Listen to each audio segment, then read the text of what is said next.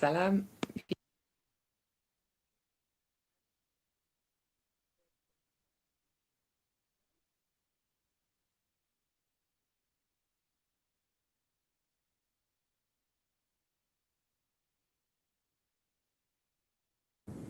There we go. The strangest thing, my microphone doesn't work on my iMac unless, or MacBook, unless I have the settings open on the keyboard dictation page. Peace. So I did a lot of maths, then I went into science. All of that's been years in progress. Now I'm going like right into history because I don't really want to tell my story. It doesn't seem like the story is going to be told, except for with, well, what's new about history since we have the internet kind of thing. Mashallah. Uh, the world. What secrets do you think have just never been exposed? Because we keep on like, ah, the easiest place to lie is in the past. And then whenever you do, from now, whoa, it's like all of reality has formulated around that lie because people kept on referring back to it. And which bit? People are referring back to all sorts of things. But you only need really one source. You only need one thing to be accepted, and a lie will come out. Well, a lie won't come out. It will make a big, diffusive, expansive what isn't. Uh, so I found some stuff that I'm really, really curious about. I know what I'm curious about. Geez, 20th century history is about to get worse, I believe. Um, and also, we're going to have a much longer history, we the West, which is also going to be much worse. I'm going to invite everyone to Islam. Um, oh boy. Oh gosh. There's a lot of stuff you can do with just calling people names, it seems. Here's the thing. If you're a political agent and perhaps you don't tell everyone everything all the time so that you would have some secrets, and that maybe you don't tell the entire populace all at the same time, you're going to have secrets, and you're acting and you're doing things, and you know what it's like when you lie, where then someone asks you a question and you got to make another lie to cover it up. I think we see a lot of this in history, and once you can pull at the string, you can pull at the string. Um, well, it's not going to be not obvious. I'm still doing math. Um, Now imagine if you have several parties, like, and they're all governments, say, or what there were instead of governments. Um, People who get to make decisions in small rooms, they don't have to tell you what secret decision they really made ever. And it can be that whilst they're like uh, filling up lies and lies, going to be across generations, like just filling in the gap so that nothing seems suspect about that thing there. It can be that every now and then, two independent agents who are maybe completely opposed to each other or just completely independent, and particularly they're both completely independent sets of lies. You're like, "Oh, really? Okay, so how do you explain that? How do you explain that? How do you explain that? How do you explain that?" And then they'll make a pact so that you explain that by explaining that. This one's, how am I supposed to explain this thing matches up with this one's, how am I supposed to match up with this thing? In the 20th century, we have three of those, and I don't know who the third is. So I'm obsessed. I know that the Muslims are missing from 20th century history and 19th century history and 18th century history and 17th century history, and in the 16th century, Queen Elizabeth I made a sort of economic trade deal with the Ottoman Caliphate, which is missing from Western history. Um, but I don't think they're any of the sneaky around bad guys, because of course I don't. Um, Gosh, like, we're used to atrocity having happened a lot in the 20th century, but oh gosh, we've only been told what the Allies have told us, and the Allied Axis, like, oh no, they haven't been the good guys, and for a really long time. And oh my Jamies, how do you think about the prison system in England, how it came about? We've been particularly punished, we England. I don't know how. So right now, I've just gone back into I mean, things have been more macabre here. We're the nation of hanged, drawn, and quartered, and like our prison system, all the prison systems were shady when they started coming in. But like, I'll give you one statistic that in the 18th century, half the people in prison were there just because they owed people debts, and the system will go into it. But where you owed someone debts, it's just like they put you in a room and they keep on charging you for being locked in prison, and then they torture you more, and like lots and lots of people crowded into a room without anything in it, just lying sort of on top of each other, and sometimes they'd be forgotten to feed for 4 weeks. Particularly, there's one that I was reading up on, Marshalsea Prison, where I mean it's just across the road from me, really, but you've got the master's side and the commoner's side. And the master's side, they pay like a rent on top of their prison fees to stay in the master's side as people who mostly own debt. And it's kind of cushy. And so they torture the fuck out of the commoners to scare these people into paying their fees, which is very, very similar to the for today's like regime state. The normality of today was the prison here perfectly, to the extent that you even had 5 cells within Marshalsea Prison. I don't know, 1729, something like this, where or from a source in 1729, something like this, where there was a guy who wasn't a prisoner who was renting out 5 cells to run a shop, something else, maybe a brewery, and rent out 2 of the cells to prisoners because they wouldn't want to go to the commoner's side. So there was a dude subletting prison cells because it was a money-making racket, and it remained to be a money-making racket. And there's some beautiful exposition here, but oh my, just history. I mean, I knew it was bad. And then do I have to tell you the story about what has this last 20 years and the attack on Muslims in the last 100 years? The massacres, the no, because I don't even know the full story yet. But oh, crikey, just a peek. Like we know it. And we know we're kind of desensitized to it. We certainly know we're bombarded with it. We certainly know that we'll hear a massacre this week and we'll hear another massacre next week to wash out the other massacre. And we're not responsible for it at all, but we're being persecuted with this really, really heavy shit. Oh. Anyway, I believe everyone has a common enemy, and it is the evil guys who are probably dead, and there doesn't need to be any retaliation. Oh, like it's the devil. It's just how mortality, which is fallibility, implies a bit that we don't know, and how that bit that we don't know escalates from like ignorant, maybe apathy to ignorance to stupidity to arrogance again, maybe if we hadn't had arrogance, and then just it doesn't stop. I was once in a little prison cell without any rights at all as a like mental health subject. It was gruesome. It was the most gruesome thing I've seen. I went into prison proper, like Her Majesty's prison, afterwards, purely to check for myself that yes, the mental health system was way, way, way worse than going to prison.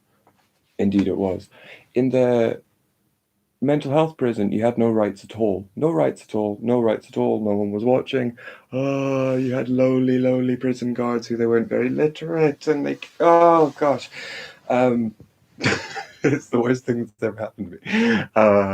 And I noticed I spent about 3 months in total in these places, and you just watch your rights getting picked away as time goes on because no one's in charge of that, and they'll like ban new things and make it more difficult and make it harder. Just because if they don't, they're not asserting their authority, and they're supposed to be there as authority. Maybe that's not the case if you do have very well codified rules, but in this case, they don't. So for me, it's the Stanford Prison experiment that whilst you're locked away, well, there's no other norms in place, and you're told uphold this norm where you're superior to these, then it's got to go further and further out of bounds. That's also what I see at a government level, that there's no norms. They've got to assert their authority, it goes further and further out of bounds. In the Quran, Lot, peace and blessings be upon him, he goes to his people and he says, "You are a people transgressing beyond bounds." Beautiful. Yeah, so we're doing history at the moment. I got a little bit further in physics and thought, yeah, that's a good place to leave it, where we're on the intermediate axis theorem and wobbles. But I had a nice experiment today just with this and a key. I don't know where my key was. I was spinning it around, and I think that if you have your key here and you spin it and it goes up to the top, then when you let it go, it's going to do one turn before it falls back to the bottom. And if I start it from here, because I can hold it here and then start spinning, then I can make it go up, and it's charged with some amount of, well, potential to fall down once I stop it, whatever we're going to call that kind of charge. And I mean, each of the electrons in the orbitals have been reinforced just a little bit in, well, quite a lot in the directions that you put them in. And so there's going to be, we were going to spin anyway, and then you put all this momentum into us, and we're spinning things. So that's how I explain that. And it's charged that much up or that much up, one of those. It's got to go down to that in the quickest way possible, and it's got to spin. So it's going to do one spin. A weird way to look at the intermediate axis theorem, but I've become really interested in that as a like fundamental point of physics.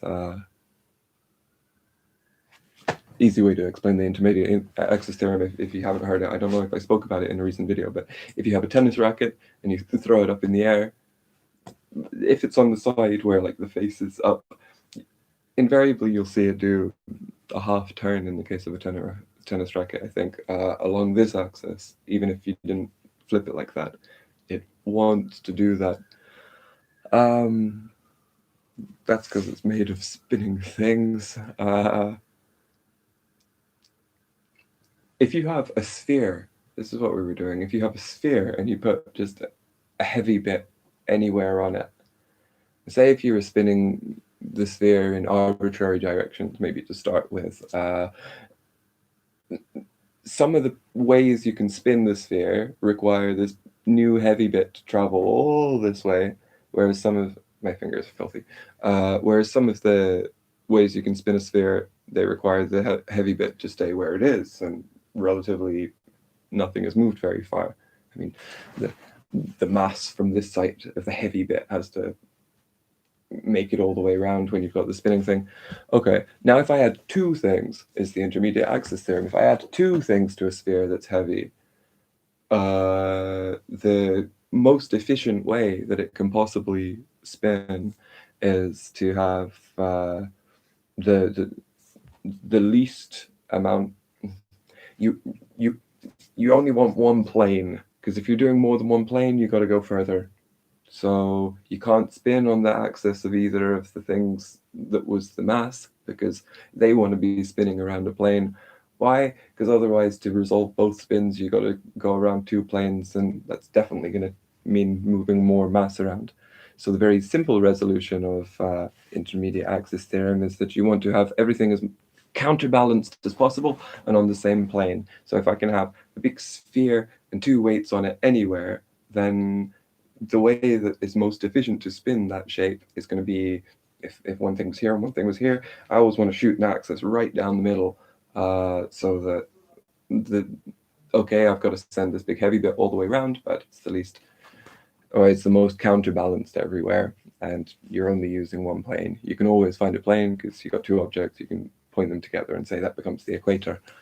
I got a universe model now of a thing it's like a sphere that's spinning at every point, and that's it. And it seems great.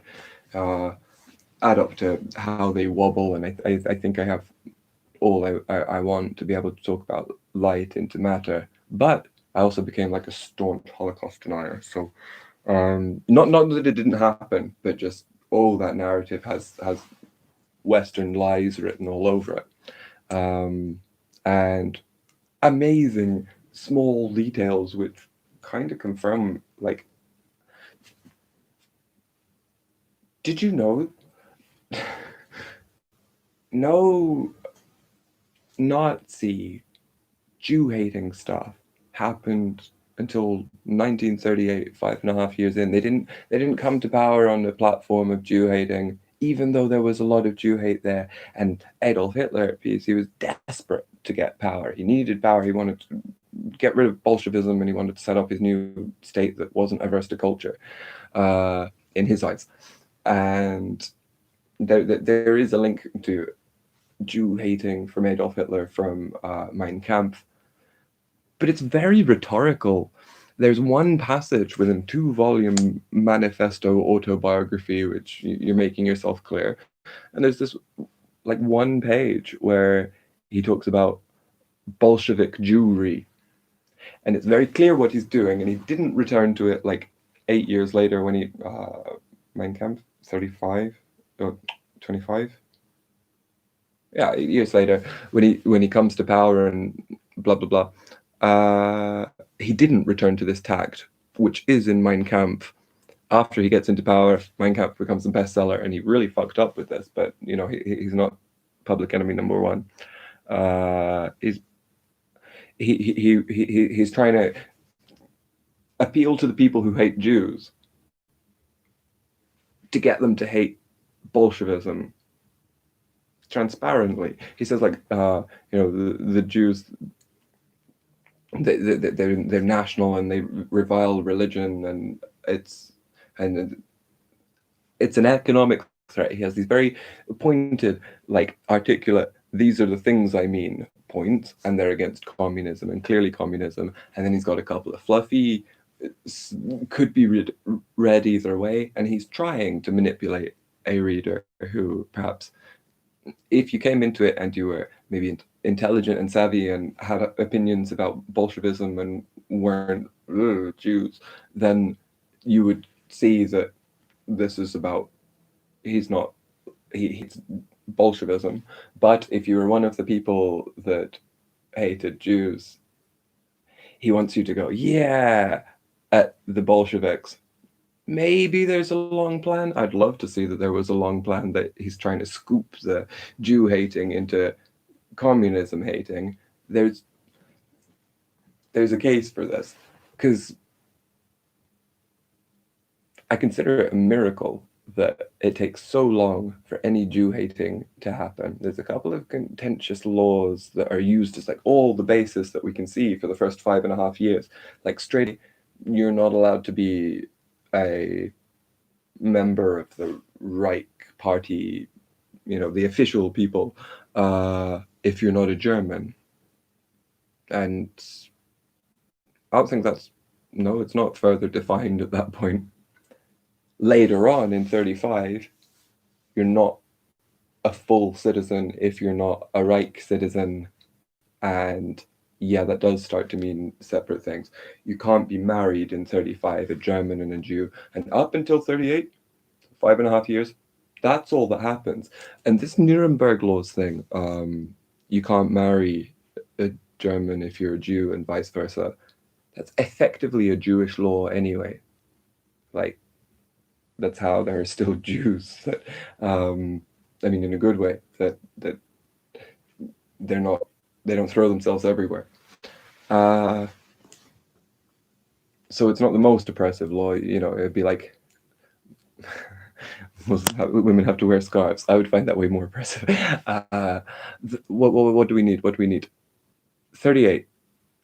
Oh my gosh, 1938. Okay, so Poland, innocent Poland says, Germany, you've got a load of our Jews there. Who's talking about Jews? Poland, Germany, you've got a lot of our Jews there. We're not going to let them back after this month. Just keep all our Jews. Effectively, deporting them. Poland pulls this massive dick move on Polish Jews living in Germany in 1938, November, maybe October. Well, Germany sends like 12,000 of those Polish Jews to the border because they say you've got 1 month. So they go there, and then there's big encampments at the border, and it's not very nice. Someone writes a letter to their son in France, the son who's just had sex with one of the ambassadors, and is grumpy, goes to the embassy, shoots them, and says, "I have to make this big protest." He's 17 and he slept with the ambassador Nazi guy. So you have an immigrant Polish Jewish homosexual Jew shoots a Nazi ambassador, and it's a crisis. Amazingly, what goes down this night is on Wikipedia. It's called Kristallnacht.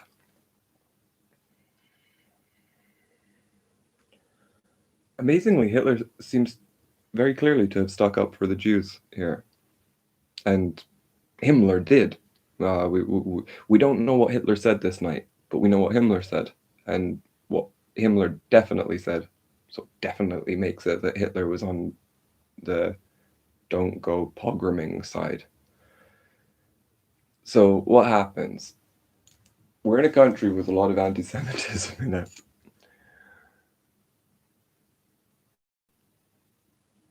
There's been this assassination.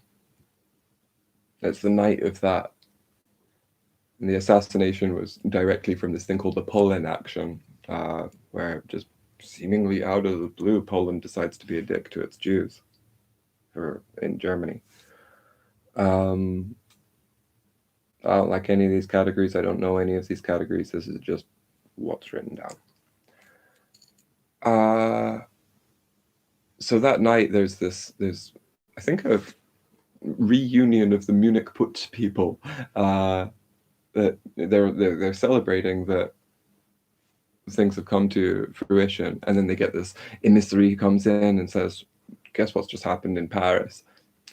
And there's a heated discussion. Adolf Hitler is supposed to do some like, "I do this at each of our parties," but he doesn't do that and breaks the format. Goebbels says something very guarded. It's like a public statement saying, "This has happened. We're not, as the Nazis, going to go punish them, but this is probably going to cause a lot of pogroming. Don't stop them." And he doesn't say it that explicitly, but he's like, "This is going to cause a shit show, but our police resources, we're not involved," which is evil. They're a state. They're supposed to protect. Heinrich Himmler, peace be upon him, this night at 3 in the morning or something.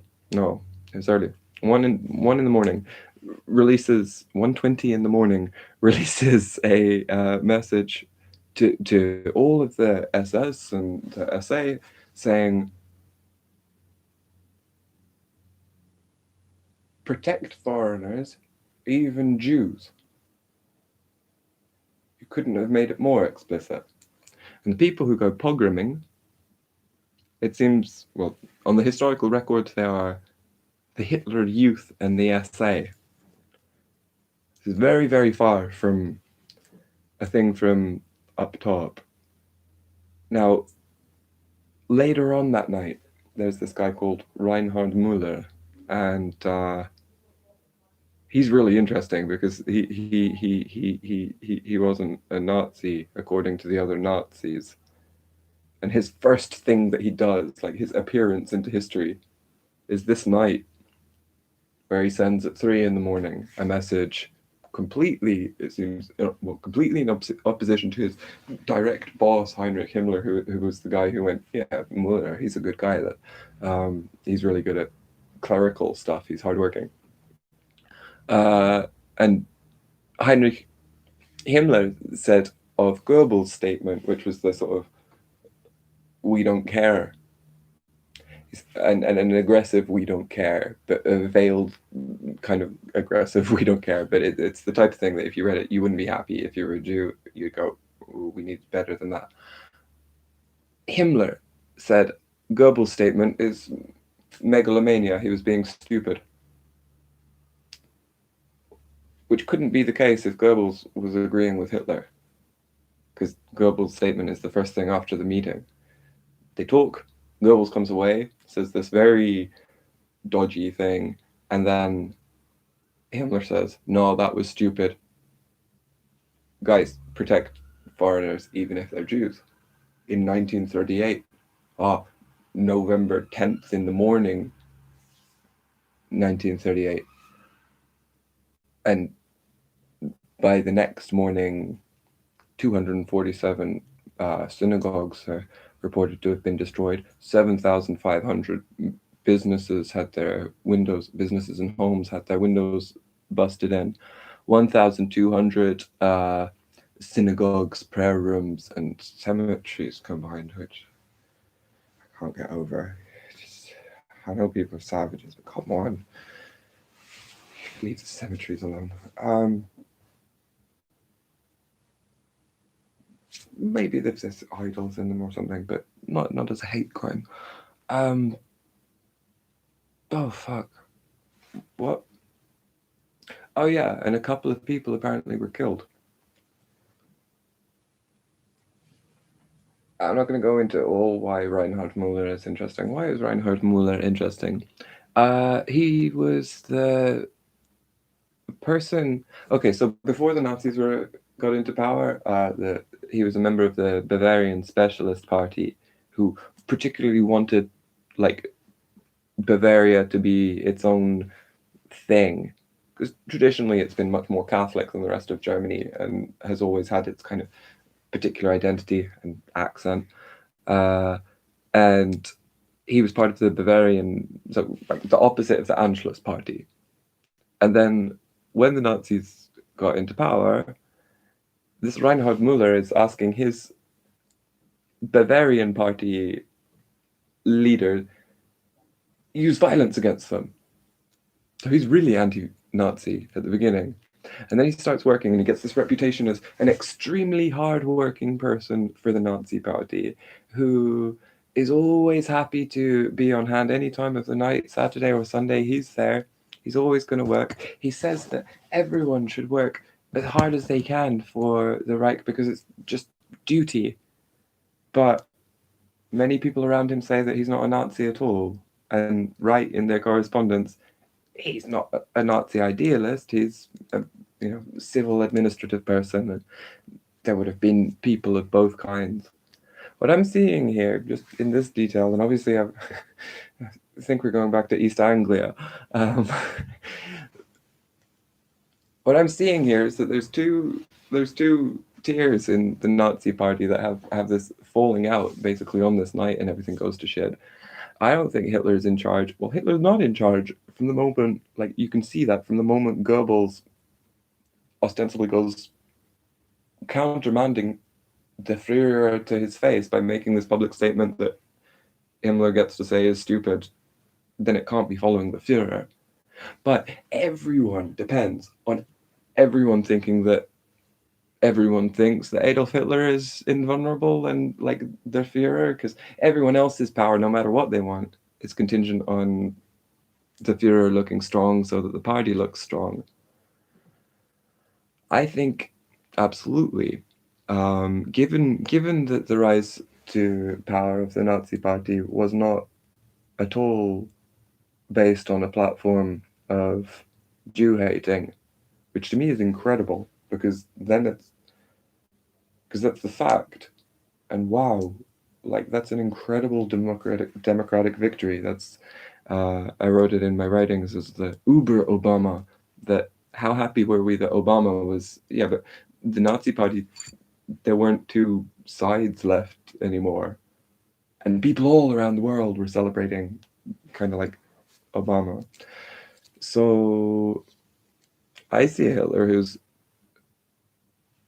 trying to reconcile the fact that there's a lot of Jew hating here across all the classes.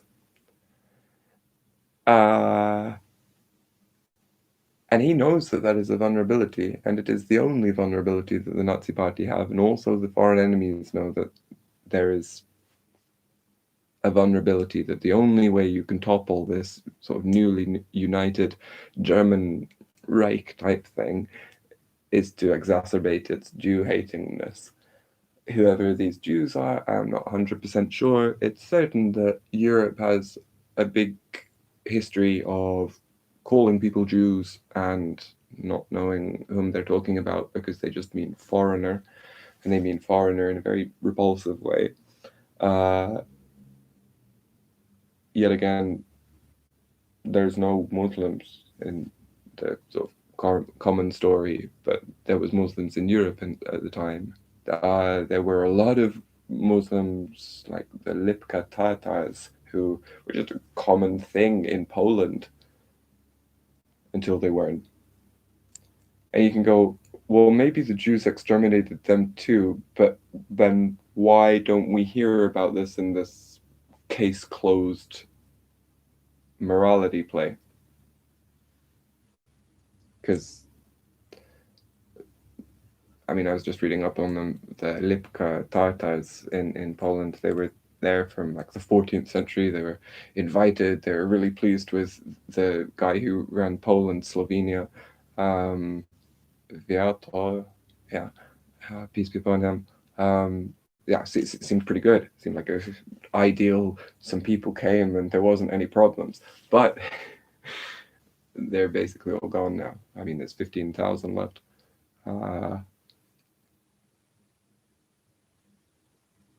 So the plot thickens.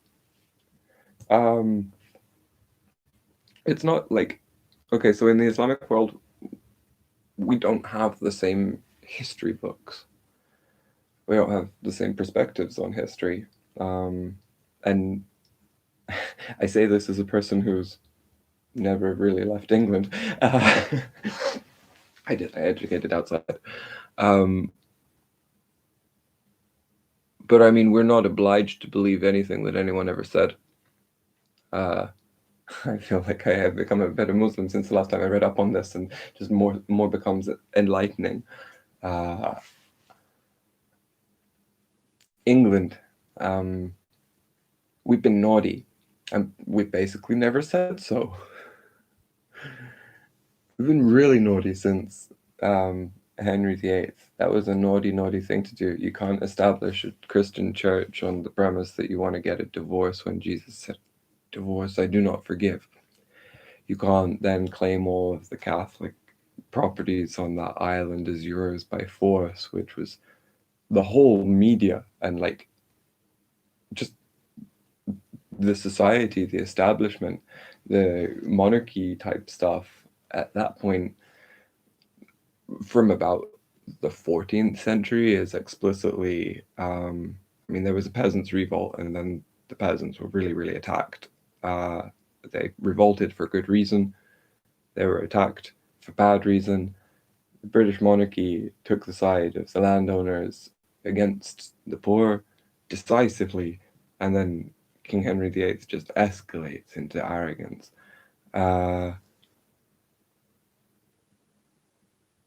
I've always sort of started this story for myself with Henry VIII because that's when you clearly have a brand new regime, a brand new world order in the UK. We were this obscure little, what would you call it? What's the word for fancy word for island? We archipelago, I think that's what I mean. Off the edge of Europe, like when we left the papacy, no one was like, "Hey, should we leave the papacy now?" There'd been a big reformation, but reformation in thought, but no one cared. Literally, no one cared when we left the papacy. It wasn't a thing. Oh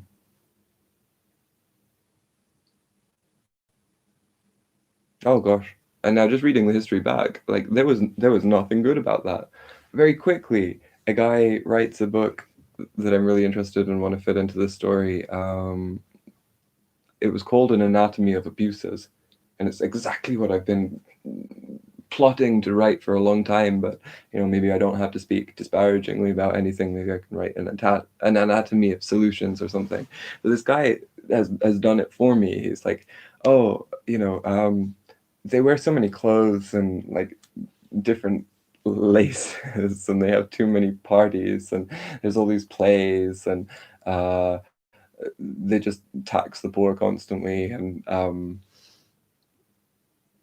there are these people called lords and that's offensive and they've got like offensive rights over the other people and it's all just going to pot and there's these people and they bring big maypoles and they all have sex with each other and dance around an idol and it's cursed idolatry and I would have used to have read these things and thought like, oh, cutesy 16th century talk, but oh, he says what I want to say about the modern day.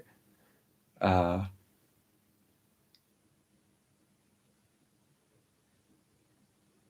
Out of all this stuff, I can speak really categorically on the stuff that I'm going to speak about. Um, it's very strange then.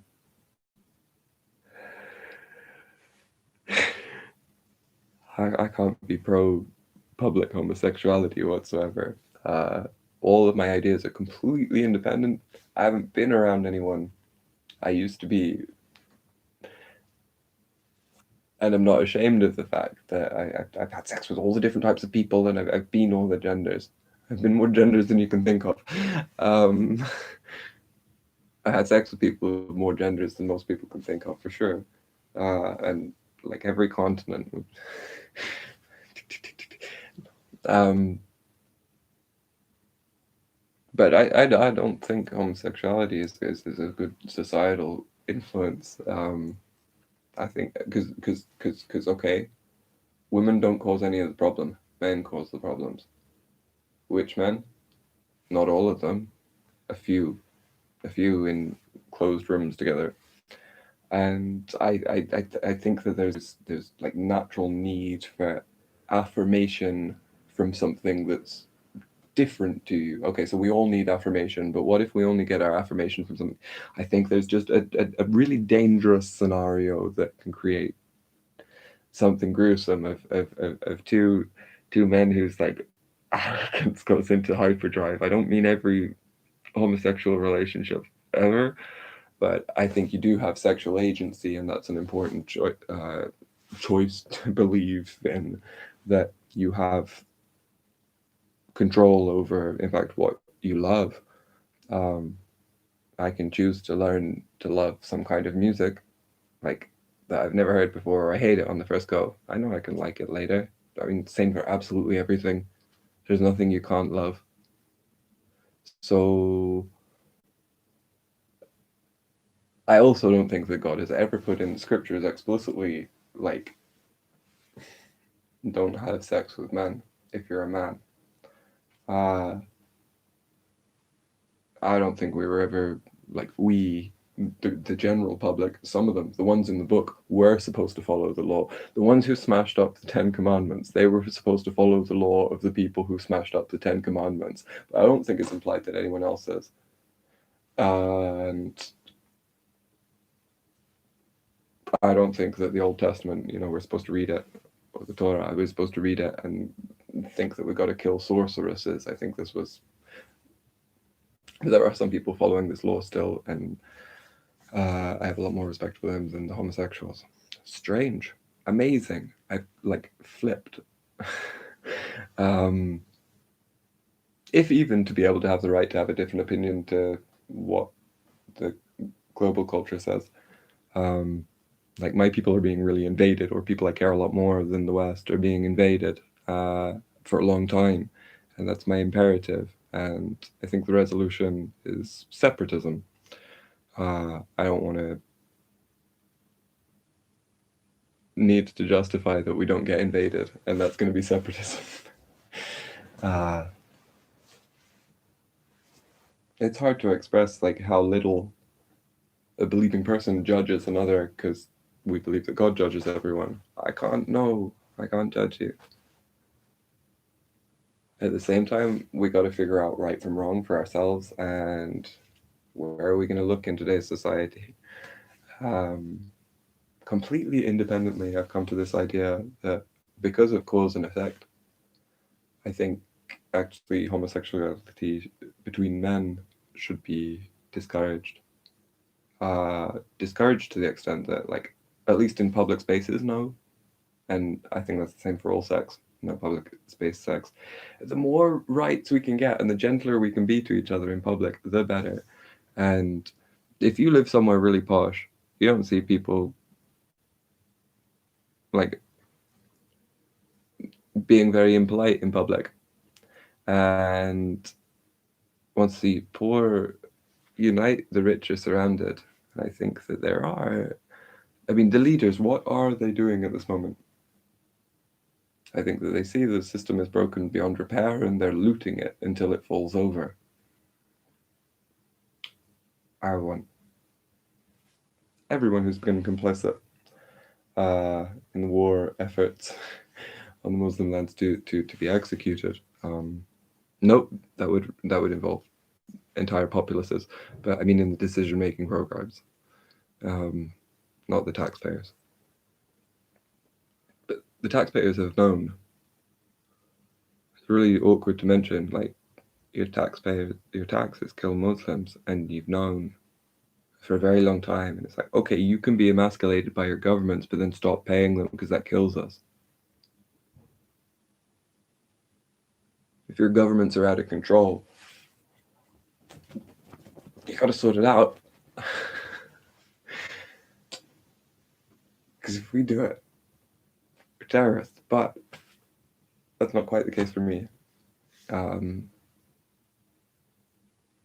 We've got science, we've got history. We're on history. I like this history stuff. It started with sort of modelly ideas about what happens if several people are lying and keeping secrets in a room. You would find that they form together. Also, the truth of the matter, we can definitely find that there are secrets. We can find that there are huge secrets. We can find that there are massive simplifications. We can find that there are simplifications along certain vectors. We can find that there are certain... Oh, there must have been two parties that made a sort of an agreement to, we'll algebra this unknown to your unknown.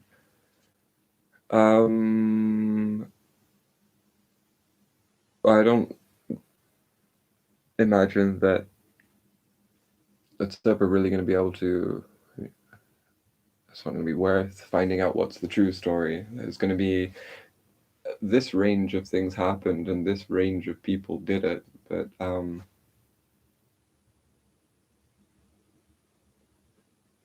of that's the point.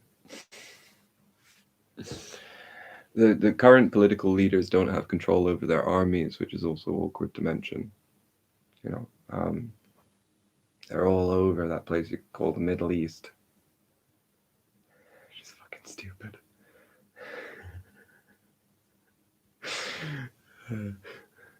Those people who like up and left, they're not in control of their armies. And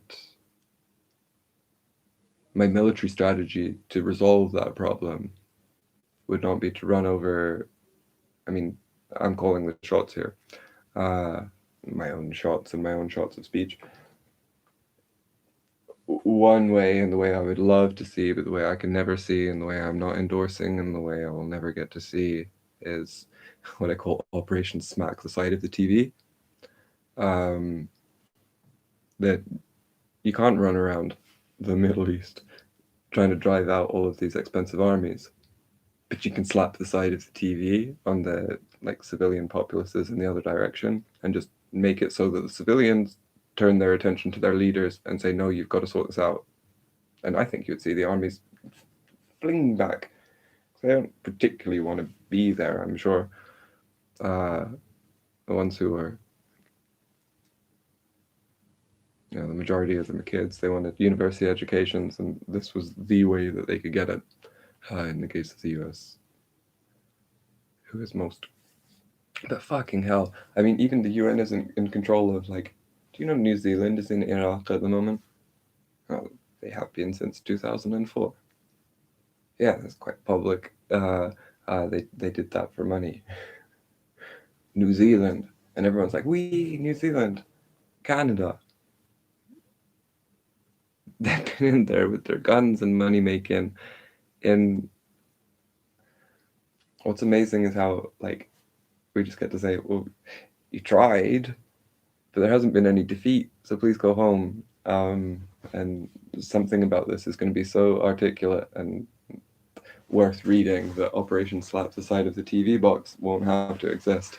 But let it be known, I would much prefer a peaceful ending to war, because my Oma is being invaded and has been for a while. I'm tired of it.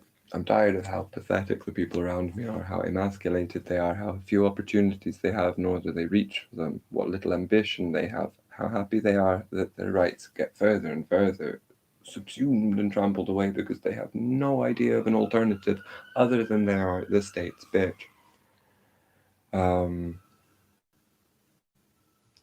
Funny thing about thought, like I change my mind really decisively. I've come to, from the very safe space of my computer, just be one person. I'm taking separatism like to its limit. I don't want everyone to be the same. I certainly don't want to live like the culture that I'm surrounded in. So I don't want to look at you or speak to you if you're of that culture. I don't want to hear the songs, and I cover my ears when I hear the songs. We're not really allowed music anyway, and allowed doesn't translate in this way. We respect God. We don't want to go near his boundaries. We accept that one of the things that might have been said is stay away from stringed instruments. So I throw away my stringed instruments and made an arc. It's super little rambunctious at this point. I got some pretty cool recordings so far, but I'm not a musician. I'm fighting. Yeah, separatism is going really well. It's been a few days. I love it. I have listened to people because I'm in public and people sometimes come and talk to me. That hasn't bothered me too much now that I know that I'm not obliged to participate. I can listen and give. I've noticed other people do that, like all the time. Listen to someone talking shit and just go, But I would always feel like I had to be listening. I've just learned how to not listen. Boundaries. Beautiful. Got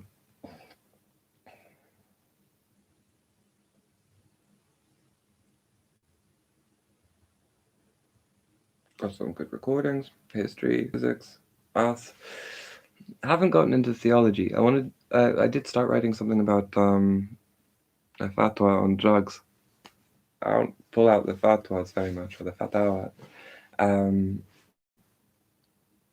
But it needs to be said that in Islam we don't have any category of intoxicants or drugs. If you try and, like, we can't define them, we don't have those words in our vocabulary. They just mean the things that have been ostracized, controlled by secular governments pretty recently. You can't build up to those same categories of intoxicants and drugs, at least, from just looking at nature. And so we've got this funny situation where, like, if you accept pharmaceuticals or coffee or oxygen, but you don't accept opium, well, that's shirk. We don't have those categories. Allah has mentioned, subhanahu wa ta'ala, one intoxicant in the Quran, which is in intoxicants and pressed grapes. There is some sin in them and some uses for them, and the sin outweighs the use. I believe that is correct. Maybe you say harm in them and use in them, and people don't get scared. But there's such thing as doing bad knowingly. And once you'd heard that from God, then you'd be like, knowingly doing a bad thing if you did those things. What's divination by arrows? It can't. It could be, because maths is divination by arrows. And certainly there's harm in it. I mean, sin in it. There's not harm in it. There's sin in it. There's lies that you can do in maths, and there's some people occasionally who it comes up that, or even that type of lie where you say something before you're sure. That's probably where all the malice and evil in the world comes from. Yeah, you don't start out lying. And who would lie if no one had lied? You'd be inventing this new thing as big as fiction. It'd be amazing. Who does that? Probably a super being or something. I mean, Shaitan. I've never thought about Shaitan as a real entity, but you need someone to invent fiction, so that seems like Shaitan. And exactly the type of space that he hangs out in my mind.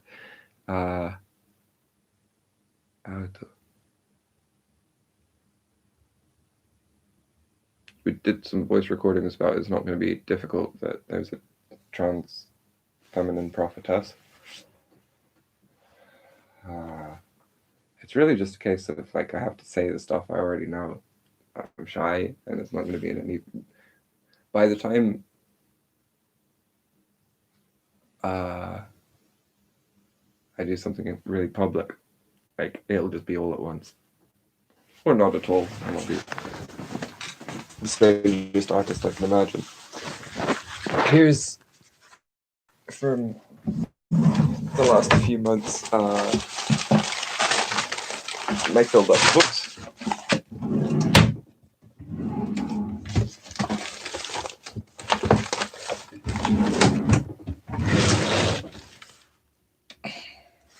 I should probably get around to uploading it. Like, it's all new thought. Maths and science and lots of... That's it. I haven't done anything else. I want to do religious scholarship.